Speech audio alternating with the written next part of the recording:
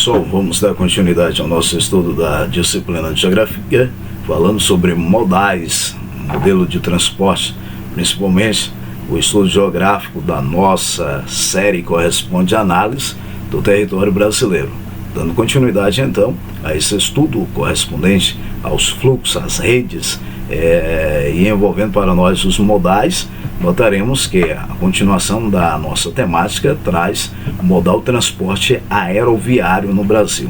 O transporte aéreo é feito por meio dos aviões, helicópteros, balões, dirigíveis, teleféricos, entre outros, usado para transportar cargas e pessoas. É considerado um dos transportes mais seguros. Aí bate uma interrogação, calma aí, um dos transportes mais seguros? Sim.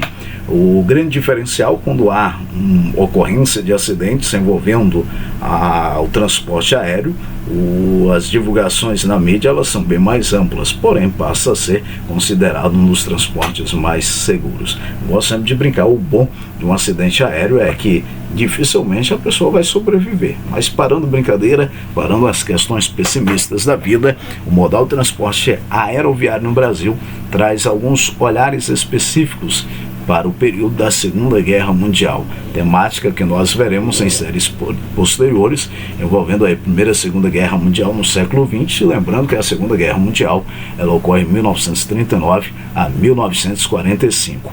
Notaremos que as viagens de avião passaram a serem intercontinentais, e aí ela se populariza nesse período após a Segunda Guerra Mundial. Atualmente é um dos transportes mais utilizados no mundo. No entanto, quando comparado a outros modais de transporte, o aéreo ele apresenta maior agilidade e menor capacidade de carga. Aí é um ponto fundamental para vocês marcarem.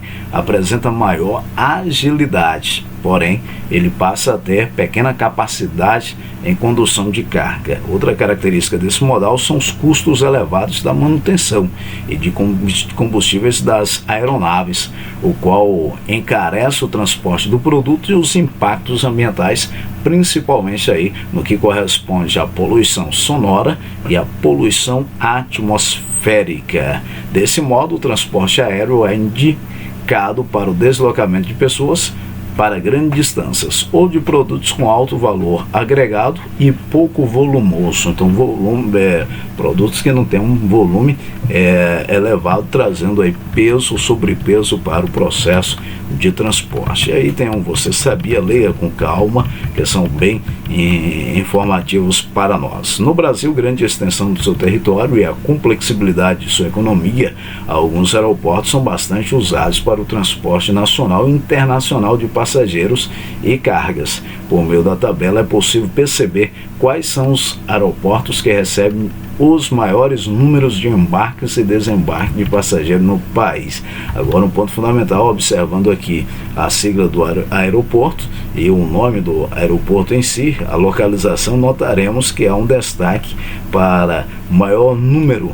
O fluxo, nós notaremos, corresponde a São Paulo, destaque, depois vem Brasília, Rio de Janeiro, ou seja, notaremos que trata de centros de grande importância econômica, centro político, e há um destaque também para os chamados centros de turismo, ligação aí, questão do turismo. Então notaremos que o transporte aéreo passa a ser fundamental. E quando dividimos por região, notaremos que a região destaque é a região sudeste, pois ela abriga os aeroportos que realizam o maior número de embarques e desembarques do Brasil.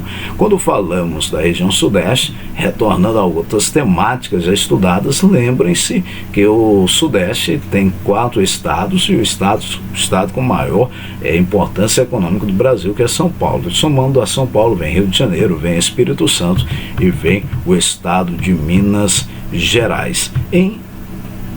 Em ação, observando a tabela, notaremos as principais rotas domésticas de transporte aéreo de carga. Mais uma vez, olha só, São Paulo, depois por que Manaus a São Paulo passa a ser destaque?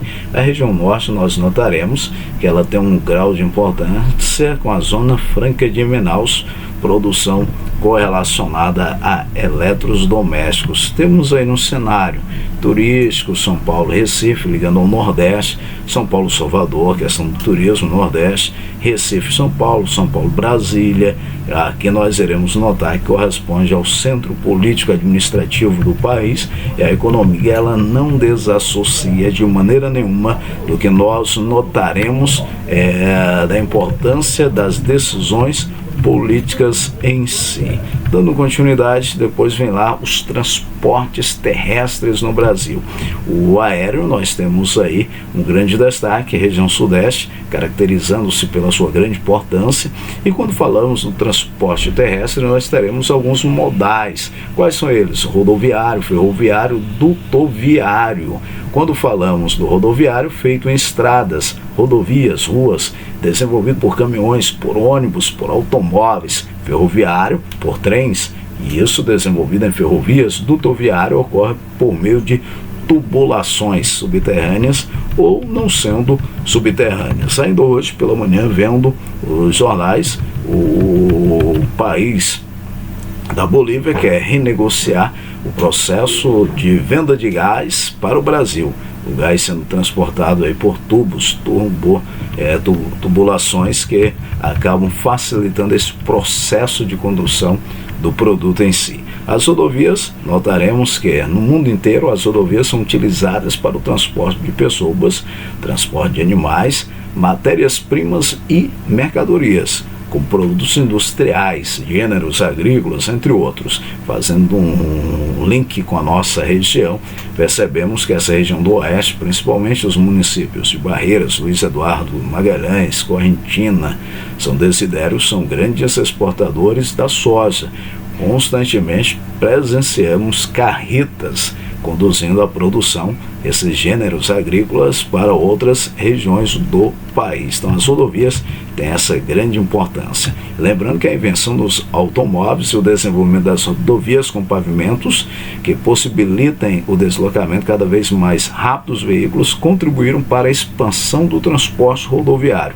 Porém, essa expansão aumentou o consumo de derivados de petróleo. Quem são esses derivados aí? A gasolina, o óleo diesel são os destaques que podem ser citados por nós. Dentre das ações que trazem danos, temos aí a quantidade de gases poluentes liberados os derivados do petróleo, ocasionando aí um aumento do gás carbônico que acaba alterando e trazendo aí consequências no que nós chamamos o efeito estufa, e aí a grande questão, o aquecimento global. A ampliação da malha rodoviária é fundamental para que os automóveis consigam acessar diversos lugares. Porém, tal expansão contribui para o desmatamento decorrente da construção das estradas. Vale lembrar que o município vizinho nosso, nós temos um museu, e ele lá retrata, vocês irão lembrar, na visita que realizamos o ano passado no museu, no município de Correntina, trazendo para nós uma demonstração na construção da BA, ligando Correntina ao Poço Rosário. Na construção das estradas, muitos animais eles foram mortos por acidentes. É algo que perceberemos aí. Os ambientalistas trazendo alguns questionamentos relacionados a esse contexto. Dando continuidade, notaremos que ao associarmos o meio modal rodoviário, teremos que voltar ao governo de JK, Juscelino Kubitschek, e perceberemos que foi nesse período aí que nós tivemos uma ampliação de investimentos e aberturas ligadas a ações políticas para construções de rodovias, para a implantação, tendo o objetivo de implantação de montadoras de veículos no Brasil. Então, altos investimentos em rodovias, trazendo aí para nós uma necessidade específica para trazermos montadoras no Brasil, ampliarmos a indústria automobilística. E segundo o DINIT, vocês já ouviram falar dessa sigla, o Departamento Nacional de Infraestrutura de Transporte.